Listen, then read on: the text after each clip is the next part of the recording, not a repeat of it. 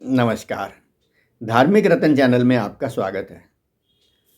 आज हम आपके सामने अयोध्या की महिमा का वर्णन कर रहे हैं। अगर हम विराट पुरुष भगवान का ध्यान करें तो अवंतिकापुरी चरण, द्वारकापुरी नाभि, वाराणसी नासिका, मथुरा ग्रीवा और अयोध्या को भगवान का मस्तक माना गया है। शरीर का प्रत्येक अंग अपनी अपनी जगह महत्वपूर्ण है, फिर भी मुख्य अंग मस्तक को ही माना गया है। शरीर की सारी क्रियाओं का सूत्रधार मस्तक के अंदर छुपा हुआ बुद्धि और मन ही है। मन संकल्प करता है और बुद्धि उसे निश्चित कर देती है। अयोध्यापुरी भगवान का मस्तक है। हमारी सृष्टि के मुख्य कर्णधार मनु शत्रुपा, सूर्यवंशी राजा इक्ष्वाकु, राजा दिलीप, राजा रघु, राजा हरिश्चंद्र आदि प्रतापी राजा सब अयोध्या के ही राजा हुए हैं। अयोध्या इसलिए भी महत्वपूर्ण है क्योंकि जन जन के हृदय में बसे हुए मर्यादा पुरुषोत्तम भगवान राम ने भी यहाँ अवतार लेकर के 11,000 वर्षों तक इसी अयोध्या में राज्य किया, जो कि राम राज्य कहलाया। भगवान राम ने अपनी लीलाओं द्वारा हमें यह बताया कि हमें एक आदर्श जीवन कैसे जीना चाहिए। बालक, पिता, पुत्र, मित्र, शत्रु, परिजन, नगरवासी, मंत्री और गुरु, इन सब के साथ कैसा व्यवहार करना चाहिए, यह भी हमें भगवान राम ने ही सिखाया। 14 वर्षों के वनवास के पश्चात जब भगवान राम पुष्पक विमान के द्वारा अयोध्या लौट रहे थे, तब उन्होंने सुग्रीव, विभीषण और हनुमान को कहा कि यद्यपि सब वैकुंठ की ही प्रशंसा करते हैं, पर सबको यह मालूम नहीं है कि अयोध्या ही सबसे महिमा वाली नगरी है। उन्होंने कहा कि अवधपुरी सम प्रिय नहीं सोऊ, यह प्रसंग जा नहीं कोऊ। अर्थात राम जी ने कहा कि मुझे वैकुंठ से भी अधिक अयोध्या ही प्यारी लगती है। और यह बात सबको पता नहीं है कि अवध की महिमा क्या है। अवधपुरी की महिमा भी तभी समझ आती है जब भगवान राम भक्त पर अपनी कृपा कर देते हैं। काकभुशुंडी जी भी कहते हैं कि पहले मैं यद्यपि अयोध्या में ही रहता था, पर मैं उसका प्रभाव नहीं जान पाया, पर जब से राम जी की कृपा मुझ पर हुई है, तब से मैं अयोध्या का प्रभाव जान सका हूँ। अब जाना मैं अवध प्रभावा, वेद पुराण निगम सब गावा। पुराणों में एक कथा आती है कि एक बार लक्ष्मण जी ने तीर्थ यात्रा करने के लिए श्री राम जी से आज्ञा मांगी। राम जी ने कहा कि भैया, तुम्हारी इच्छा है तो तुम अवश्य जाओ। यह कहने के पश्चात राम जी ने थोड़ा मुस्कुरा दिया। लक्ष्मण जी ने कहा कि भगवान, क्या मुझसे कोई चूक हो गई है जिस कारण आप मुस्कुरा रहे हैं? श्री राम ने कहा कि भैया लक्ष्मण, समय आने पर आप स्वयं ही जान जाओगे। राम जी से आज्ञा पाकर लक्ष्मण जी तीर्थ यात्रा की तैयारी करने लगे। कई सेवक, मित्र, परिजन एवं नागरिक भी साथ जाने की तैयारी में लग गए। गुरुदेव वशिष्ठ जी ने यात्रा का मुहूर्त भी निकाल दिया। यात्रा की तैयारी करते करते रात्रि के 2 बज गए। लक्ष्मण जी ने सोचा कि सुबह 5 बजे यात्रा शुरू करनी है। अब विश्राम का समय तो बचा नहीं है, ब्रह्म मुहूर्त होने ही वाला है, अतः पहले जाकर सरयू में स्नान कराऊं। ऐसा सोचकर जब वे सरयू के किनारे पहुँचे तो वहाँ बहुत ही प्रकाश फैला हुआ था। हजारों राजा महाराजा वहाँ पर स्नान कर रहे थे। लक्ष्मण जी यह देख करके हैरान हो गए। उन्होंने देखा कि कुछ राजा आकाश मार्ग से आ रहे थे और कुछ वापस जा रहे थे। लक्ष्मण जी ने सोचा कोई कोई पर्व तो है नहीं, फिर यहाँ इतनी भीड़ क्यों लगी हुई है। महिला घाट पे गए तो वहाँ भी सभी माताएं एवं देवियाँ स्नान कर रही थी। यह दृश्य देखकर लक्ष्मण जी हैरान से होकर वापस आ गए।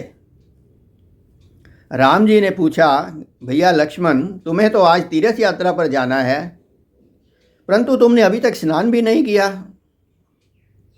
यह सुनकर लक्ष्मण जी ने उन्हें सरयू नदी पर देखे गए सारे दृश्य का हाल सुनाया और बड़ा ही आश्चर्य प्रकट किया।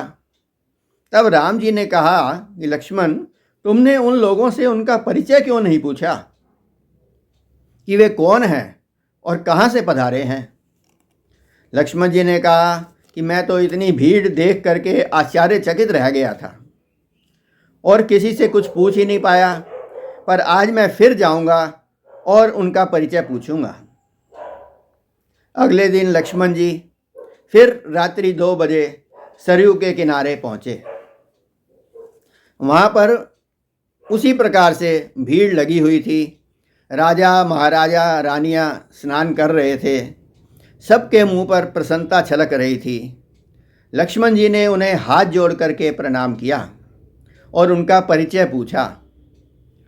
तब उन राजाओं ने कहा कि हम लोग काशी, गया, बद्रीनाथ, जगन्नाथ, रामेश्वरम, द्वारकापुरी आदि 68 करोड़ तीर्थ यहाँ राजाओं का वेश बना करके रोज अयोध्या जी का दर्शन एवं सरयू में स्नान करने आते हैं।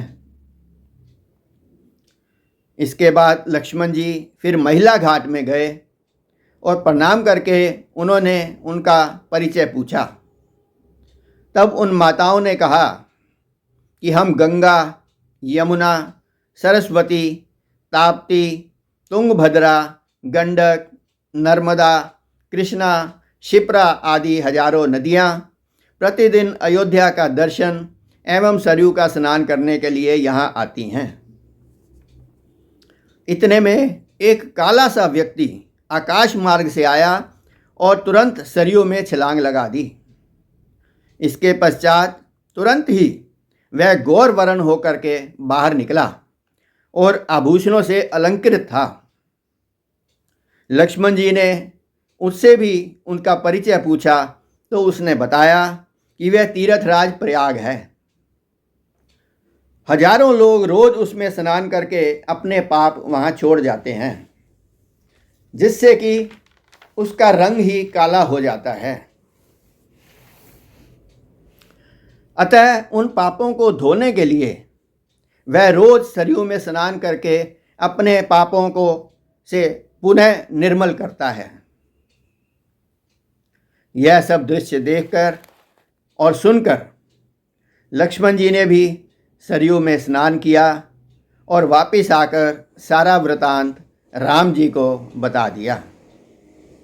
तब राम जी ने कहा, भैया, इस अयोध्यापुरी के दर्शन एवं स्नान हेतु 68 करोड़ तीर्थ रोज आते हैं और आप मुझे अयोध्या को छोड़कर अन्य तीर्थों का दर्शन करने के लिए जाने के लिए कह रहे थे, इसीलिए मैं उस दिन मुस्कुराया था।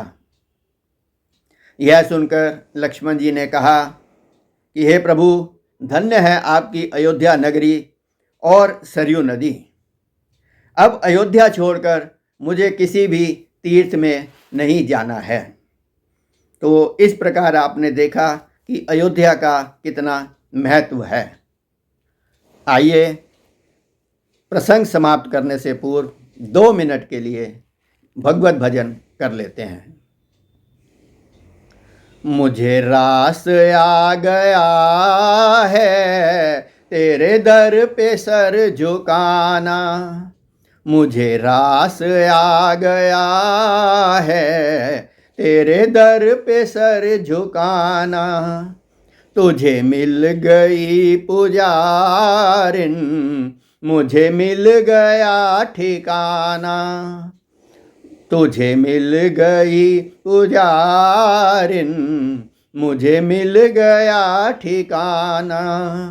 मुझे रास आ गया है तेरे दर पे सर झुकाना।